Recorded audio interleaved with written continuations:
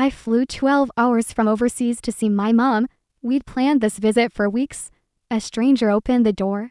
"I live here," she said. "I don't know your mom." So, I called my mom. "Did you move?" She replied, "No, I didn't move. I'm at home waiting for you." You know that weird stomach drop feeling when something is just off. That's exactly what hit me the second she opened the door. I was running on airplane coffee.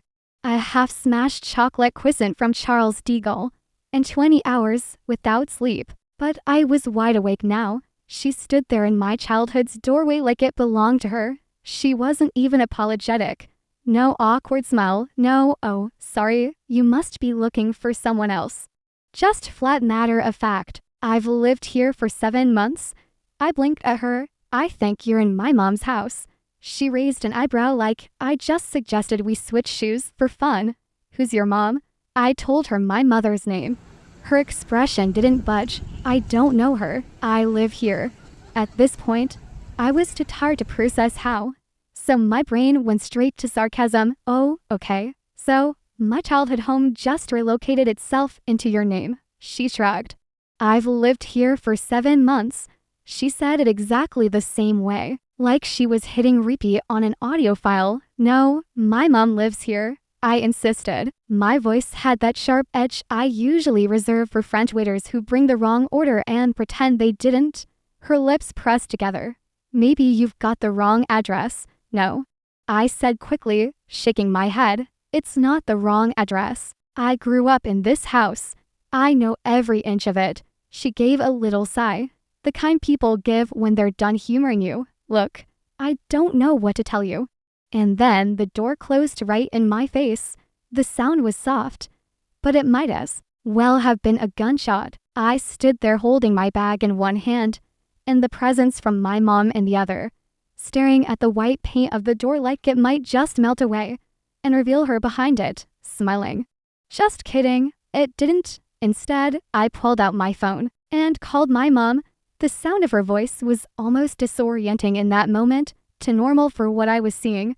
"Did you move?" I blurted. "No," she said. "I didn't move. I'm at home waiting for you." My stomach twisted. I glanced back at the door. "You're at home?" "Yes." "Like right now?" "Yes. Where else would I be?" I swallowed, my brain pulling into completely opposite realities and trying to mash them together into one. Spoiler, it doesn't work. "I'm outside the house," I said slowly. "And you're not here."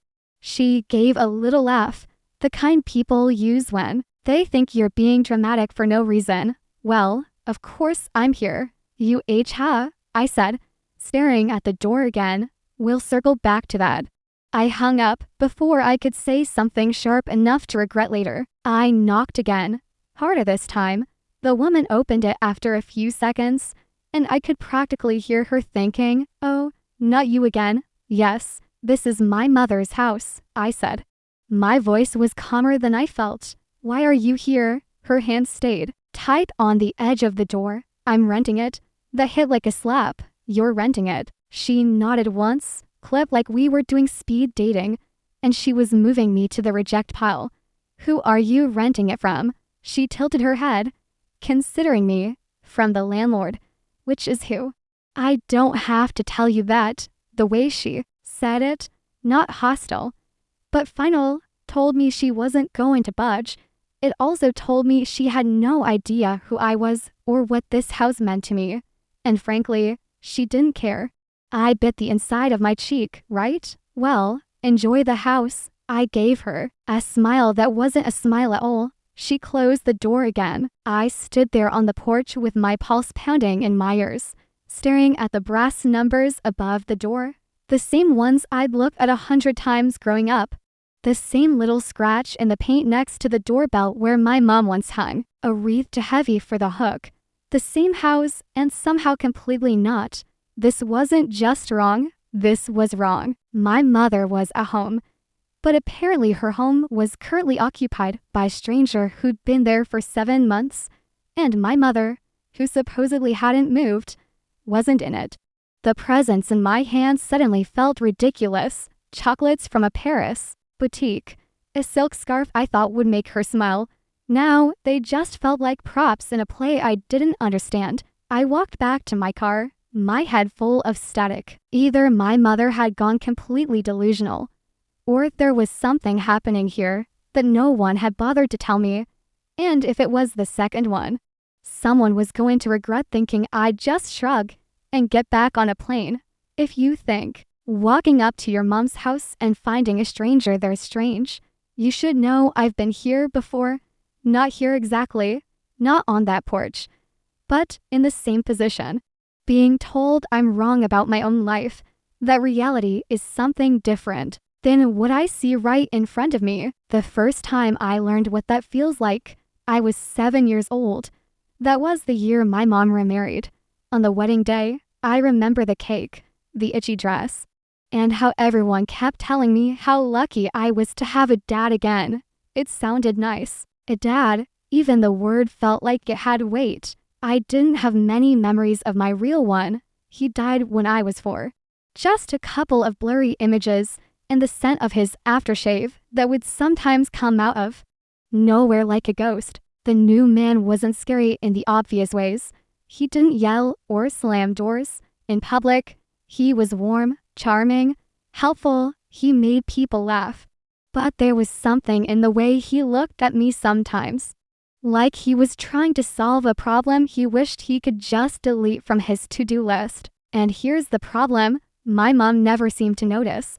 At first, it was subtle, things going missing, accidents happening, and somehow, without anyone saying it outright, it always ended up being my fault. It was never his voice accusing me. It was always just a suggestion. A little, I think she might have dropped casually to my mom in the kitchen while I was in the next room. The thing about those little suggestions is that they stick. Once they're planted, you start to feel like you're defending yourself all the time. You start to wonder if maybe people are right about you. And I did wonder right up until I realized it wasn't an accident. One day, a vase broke. I wasn't even in the room when it happened. I heard it crash from upstairs. By the time I came down, he was already sweeping up the pieces, shaking his head. She's been running around all morning. I heard him tell my mom. I wasn't even in here, I said. My voice went high and sharp, the way it always did when I knew I was about to be railroaded. He looked at me with that calm, patronizing expression I'd later come to hate, like I was a child making up stories. You probably didn't mean to, he said, but you need to be more careful. And that was that. My mom gave me the disappointed mom look, and I went to my room, feeling smaller than ever. If that had been the only time, maybe it wouldn't have gotten under my skin. But it wasn't. It happened again and again. Always just enough to make me look bad, never enough to make him look like the villain. Then the new kids came. First my half-sister when I was 7, then my half-brother 2 years later. And just like that, they had their real family. The one I wasn't really part of. Not in the way they were part of each other. Don't get me wrong, my mom still loved me. I know she did. But she loved them with a kind of excitement she didn't have. For me, every milestone they hit was an event. With me, it was just expected. And him, he adored them, praised them, bam, bought them little gifts. With me, the best I could hope for was to be tolerated. The worst was when he'd take their side over something I hadn't done. The amusement park incident is burned into my brain. It was a perfect day, or it should have been. Cotton candy, roller coasters, the works. Then in line for the log ride, my half-sister started crying and said I'd pushed her. Total fiction. I hadn't even touched her. He crouched down, comforting her, shooting me a glance that said, "I've got you now." Then he took her and my brother aside, whispering low. I couldn't hear what he said, but I knew it wasn't good. On the drive home, my mom was quiet to quiet, and when we got back, I was told I was grounded for hurting my sister. No discussion, no chance to explain. That night, I heard him in the kitchen telling my mom I was jealous of them, that it wasn't healthy. I lay in bed frozen, my heart pounding. That was the first night I really understood the power he had, not over me, But over her, he could decide what I'd done and she'd believe him. I was terrified, not of him hurting me. He never would, no. I was scared of something worse, that he could rewrite me, that he could decide who I was and my own mother would see that version instead of me. That's the kind of fear that doesn't go away even when you grow up. By my late teens, I was counting the days until I could leave. I did okay in school, made friends, kept myself busy. But inside, I was always on guard, hyper aware of how things might be twisted against me. When my mom and he finally divorced, I was already in my early 20s. My siblings stayed close to him. They had no reason not to. He'd been good to them. And maybe they believed his version of me, too. After that, life moved fast. College, jobs, and then the big leap, France. It felt like I was finally out from under the shadow of all that. I kept my share of the house, my half from my dad's will, but never once thought about using it. It was my mom's home. I wanted her to have it. We kept in touch.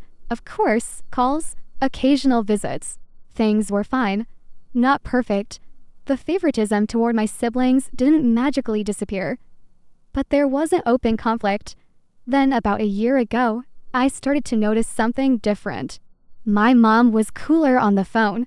Distracted, she cut conversation short. I told myself it was nothing. Maybe she was busy, maybe tired. We still talked, just not the same way. And here's the thing about that kind of slow drift. You don't notice it's happening until you're already far from where you started. After 2 years abroad without seeing her in person, I decided I needed to come back for a visit. I missed her. I missed home. I missed feeling like part of the family, even if I'd never completely been one of them. So I called, told her I was coming. She sounded pleased, said she'd be at home. If I had known what was waiting for me when I got here, maybe I would have braced for it. But maybe not. Maybe I still would have walked up to that porch, gifts in hand, believing the story I'd been told my whole life. The home was home and my mother was in it. Turns out I didn't know a damn thing.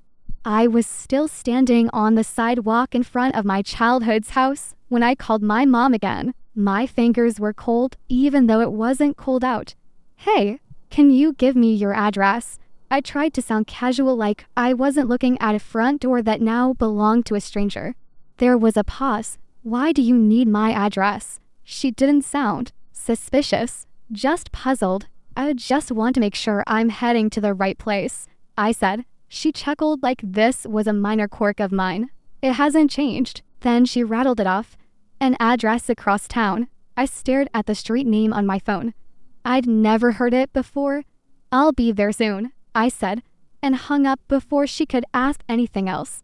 I called an Uber. The driver didn't say a word, which was fine by me. As we crossed the city, the blocks got shapier, cracked sidewalks, pawn shops, the kind of convenience stores with bars on the windows.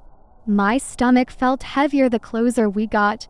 Her building was a tall gray slab with flickering lobby lights and chipped tile floors. I took the stairs. Each landing smelled faintly of fried food and something old or harder to place. When she opened the door, I forgot my prepared line. She looked smaller than I remembered, standing in a one-room studio that barely had space. For the bed, a table, and to mismatched chairs. A hot plate sat on the counter like it was the whole kitchen. What is this place? I asked before I could stop myself. She tilted her head. This is my apartment. Why are you living here? Her brow furrowed like I just asked why water is wet. You told me to. You asked your brother and sister to handle it. You said we needed to rent the house. It felt like someone had tilted the floor under me. No, I didn't even know you'd moved. Her voice sharpened just a little. Of course, you knew. You told me in your messages. I stared at her. What messages? She crossed to the little table, picked up her phone, and handed it to me. WhatsApp was open. My face in the profile photo, my name, but not my number.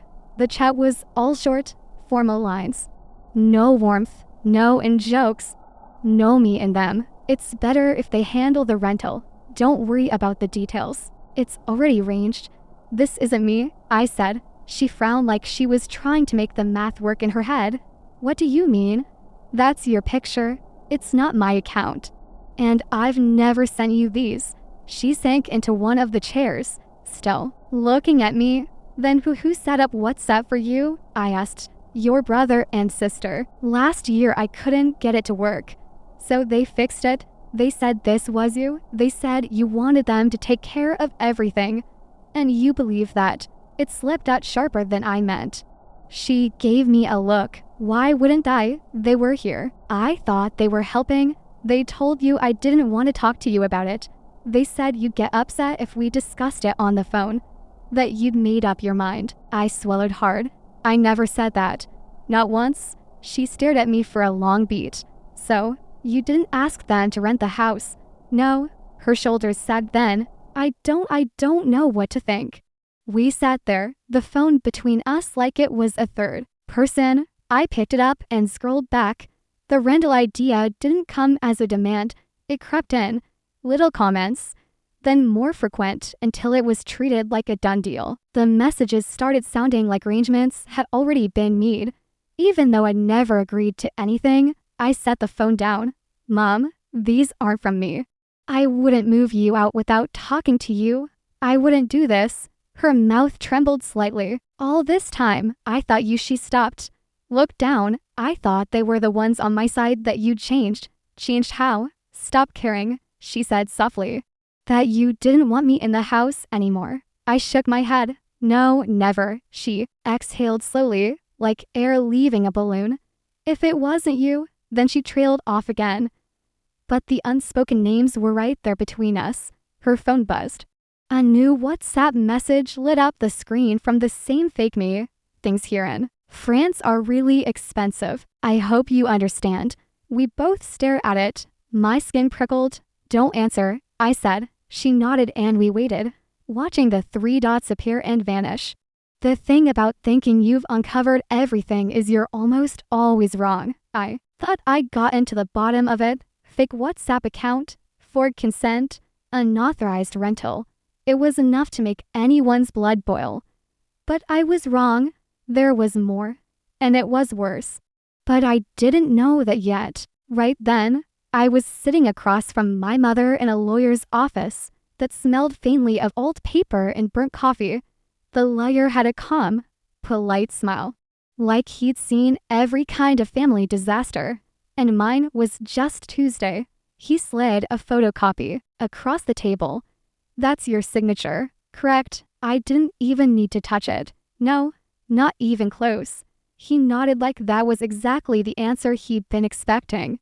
That's good because it's on the consent form attached to the tenant's lease, the one authorizing them to rent the property. I picked up the paper and stared at the looping imitation of my handwriting. Wow, they didn't even try to get it right. I've seen ransom notes with better penmanship. My mother shifted in her chair. She'd been quiet the whole time, her hands clasped in her lap like if she gripped them tight enough. None of this would be real. The lawyer cleared his throat. The account the rent has been going to is in your sister's name. That's where we start. That was enough to light the fuse. We had leverage now, the kind that could be used in a courtroom or whispered into someone's ear until they caved. Forgery is one of those words people don't want anywhere near their name. We didn't wait. 2 days later, my mother and I stood in my sister's kitchen. She was leaning against the counter, arms crossed, while my brother sat at the table pretending to check something on his phone. I put the lease copy on the counter between us. You want to explain this? My sister glanced at it and shrugged. We were managing things for Mom. She didn't need all that space. That's not the question, I said. The question is why my name is on here without my permission. My brother finally looked up. We thought you wouldn't care. You don't even live here anymore, right? I said, because geographical distance cancels out ownership. That's in the Constitution, isn't it? They didn't laugh. My mother stepped forward. You will return the rent money. All of it? My sister's mouth twitched. It's not that simple. Why not? I asked. We don't have it, my brother said. The room went very still. What do you mean you don't have it? He hesitated just long enough for me to know something was about to break loose. We gave it to Dad. My mother's face drained of color. What? He needed it, my sister said quickly. His business went under. He's drowning in debt. We were helping him. I laughed. I couldn't help it. So, let me get this straight.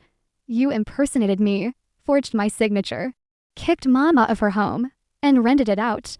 All so you could bail out the man who spent my childhood making sure I felt like a squatter in my in-house. Neither of them met my eyes. My mother's voice shook. You lied to me for months. I thought you were protecting me from her. She gestured toward me. But you were protecting him. My sister straightened her chin up like she was making some noble confession. He's our father. We couldn't just let him sink. You didn't just let him sink, I said. You threw my mother overboard to build him a raft. The rest of the conversation was short and ugly. I told them we had proof of the forgery, proof of the payments, proof they'd used the property without consent. And I told them exactly what their lawyer had said. We could take it to court or the police. They chose the third option, repay every cent. They didn't have it anymore, which meant it would come out of their pockets. Monthly payments until the full amount was back in my mother's account plus damages. The lease was terminated within the week. The tenant, understandably furious, moved out without penalty. By the end of the month, my mother was back in the house, her house, our house. She started calling her old friends again, inviting them over like nothing had happened, except I knew something had. She looked lighter and she looked at me differently now, like she finally saw me without someone else's words in the way. I flew back to France not long after. Life there felt the same, but I didn't. A few weeks later, my laptop pinged with an incoming Zoom call. It was my mom. She was in the kitchen. Sunlight streaming in from the big window. A couple of her friends laughing in the background. You're smiling, I said. I have reasons too, she replied. We talked for an hour about nothing and everything. But in the back of my mind, I kept thinking about how close we'd come to losing all of it. The house, the truth, each other. Did I go too far or not far enough? Let me know in the comments below and subscribe for